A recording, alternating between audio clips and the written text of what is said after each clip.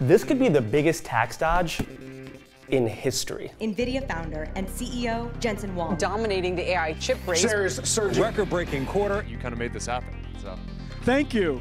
This piece yesterday about Jensen Huang, and the Times called it an $8 billion tax dodge. It's an intricate scheme that allows some of the wealthiest people in the world to avoid billions of dollars in taxes. It would not be unheard of to have a billionaire have a team of estate planners. Tax attorneys and lawyers and accountants to circumvent the estate tax. And that's just one guy, one obscenely rich guy, doing what the super wealthy have been trying to do for decades. Not pay the estate tax. Levied on Americans who transfer property to their heirs after their death. So the estate tax is really a aristocracy prevention act. It's a tax on the trust fund kid who gets the money. Nepo baby heirs who simply won the lottery at birth. But dodging taxes costs money, accountants, attorneys, and takes some time. So the elites have their sights set on one thing to make their life easier. And I will also effectively eliminate the estate tax. The last 30 years, there's been an all-out campaign funded by some of the wealthiest families in this country to undermine the estate tax. And when money is power, the estate tax, and getting billionaires to actually pay it, might be the only way to prevent a full-on American oligarchy. You have an administration with 13 billionaires. The most talented cabinet ever assembled. You have 800 billionaires in the United States with combined wealth over $7 trillion. Their wealth is escalating thanks to the current administration. We could be looking at trillion-dollar fortunes within the next generation. We're going to take you inside the intricate loopholes that Jensen Huang and the super wealthy exploit to skirt billions of dollars worth of taxes and uncover how to stop them. The estate tax is over 100 years old. It was established in 1916. We were in what people call the first Gilded Age, this period of extraordinary concentrations of wealth and power. Chuck Collins has been working for decades to defend the estate tax, which is the only tax we have on inherited wealth in the United States at the national level.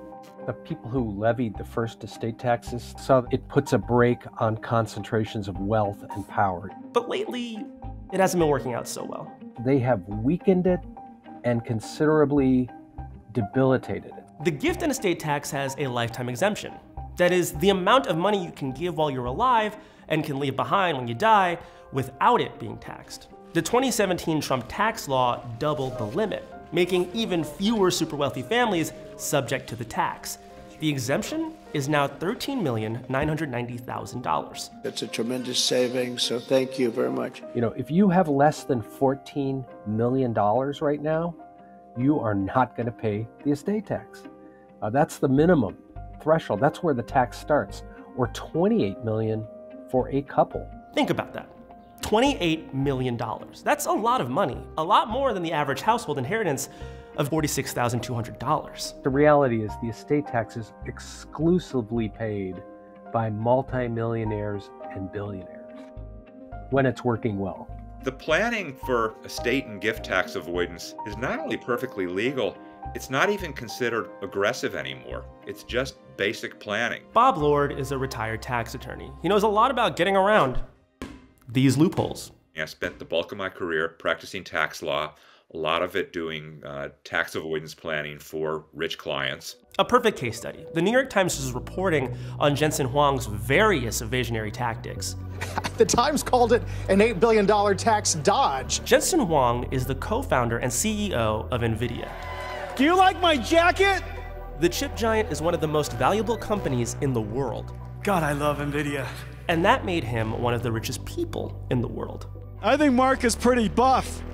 The guy's pretty jacked. I mean, you too, man. But all that wealth could mean a hefty tax bill down the line, unless you have a GRAT. GRAT stands for Grantor Retained Annuity Trust. If you're not a tax attorney, this might make no sense to you. All you need to know right now is that it's a complicated vehicle for avoiding estate tax. Bob's gonna explain. The way it works is I put in the $100 million of stock into the trust for my kids. That would make Bob the grantor, putting his assets into the trust. If he had just given his kids the stock, he would have faced up to 40% in gift and estate taxes. But by putting it in a trust, a middleman essentially, he dodges all of that. And they have to pay me back. And they do have to pay a little bit of interest on the deferred purchase price. That's the annuity part.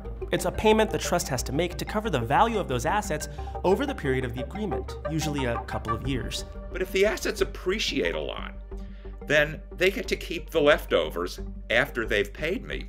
And there's no estate or gift tax to pay on that transfer of wealth. So let's say in 2 years it doubles in value. So they pay me $100 million and they keep $100 million. I win against the IRS. I transferred $100 million of wealth to my kids without paying any estate or gift tax. That's a lot more than the $28 million lifetime exemption for couples that we talked about. How are they paying no gift or estate tax on that? That's why they call it the zeroed out grad. A good tax attorney will make it so that the assets and the payments back essentially cancel each other out. On paper, there's no gift here because it's been paid back. Think about what Jensen Huang's assets consist of. It's mostly the stock of Nvidia, which has been increasing like crazy over the last 5 or 6 years. According to the Times, the Huang set up their grats in 2016, putting in about 3 million shares of Nvidia, worth about $100 million at the time. They're worth more than $15 billion today, meaning that this one move saved them a whopping $6 billion in estate taxes. If you were going to search for the perfect asset to use for a zeroed out grat, it would be Nvidia stock. And the grat is just one of the tactics Huang's used. The Times says he's potentially saved more than $1 billion in taxes by using an iDigit, another complicated trust vehicle, and another billion using a donor-advised fund. The Times pegs Huang's total dodge at $8 billion. Now let's be clear, this is not something normal people have access to. It's not even something normal people need to do. But it is common for the people who can afford to do it. When ProPublica got hold of a bunch of taxpayer data for the richest Americans, they found that over 50% of the 100 richest Americans were visibly using these avoidance strategies. Now, it may be that all of them were using them. It just didn't show up in their tax data. Bob's been trying to get Congress to take action. Oh, the loopholes are easily closed. There are 2 or 3 bills floating in Congress already. One introduced by Senator Sanders, and more recently, Senators Warren and Wyden have introduced bills. They're easily closed, but it just hasn't happened. And it probably won't with who's running the show now. But the good news is that we're headed toward repeal. The 2017 Trump tax cuts are coming to an end, and a big legislative fight is coming to decide what to do next. But at least one thing seems to definitely be on the chopping block. And I will also effectively eliminate the estate tax. There's a well-financed campaign of confusion to get people to oppose the estate tax. Chuck has been tracking these efforts for decades. The proponents of wholesale repeal have had almost a 10-year head start in terms of shaping the language and spinning the message. They called it the death tax. They rebranded it. We must repeal the death tax. They got everybody to think they were going to have to pay the estate tax. The government insists on taxing you even to die. All of that needs to stop. It's a PR propaganda campaign to confuse people. The truth is, the number of people subject to the tax is so small. For example, in 2022, about 3.2 million people died. Do you know how many taxable estates there were? 3,170. That's about 0.1%. Back in 2001, 2002, their whole campaign was predicated on farmers. The death tax is unfair to American farmers and American ranchers. An investigative reporter, David K. Johnston, went out to Iowa, went to the Farm Belt, and said, show me one person who's lost their farm because of the estate tax. You know, they didn't find anybody because there wasn't anybody. It is, to me, the most direct attack on the American dream that exists. This is an all-American tax. We fought a revolution to not have to be subject to a king and a queen and an aristocracy.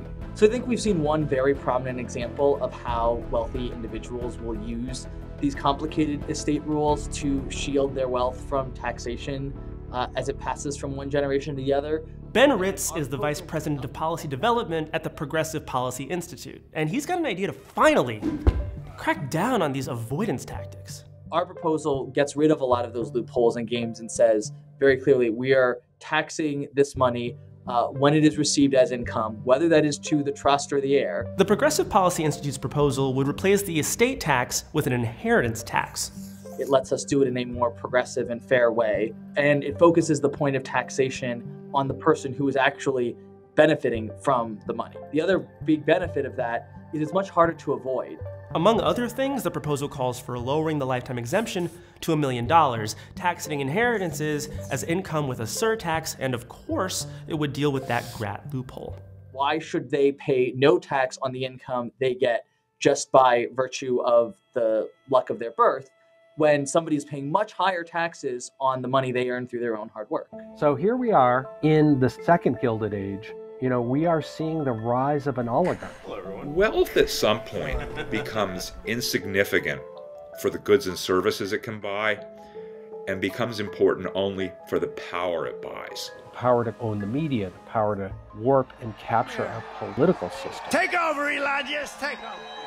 And yet here we are talking about dismantling the estate tax, the one tax at the federal level that actually slows this concentration of wealth and power. And it only looks like it's going to get worse. Oxfam calculates that 36% of billionaire wealth is now inherited, and every single person on Forbes' 2024 Youngest Billionaires list inherited their wealth. They didn't create it. It's not surprising because that's what oligarchies are like. When oligarchs have power, political power, they use their power to get more wealth and power. And this is getting rid of the estate tax is a great example of their fantasy.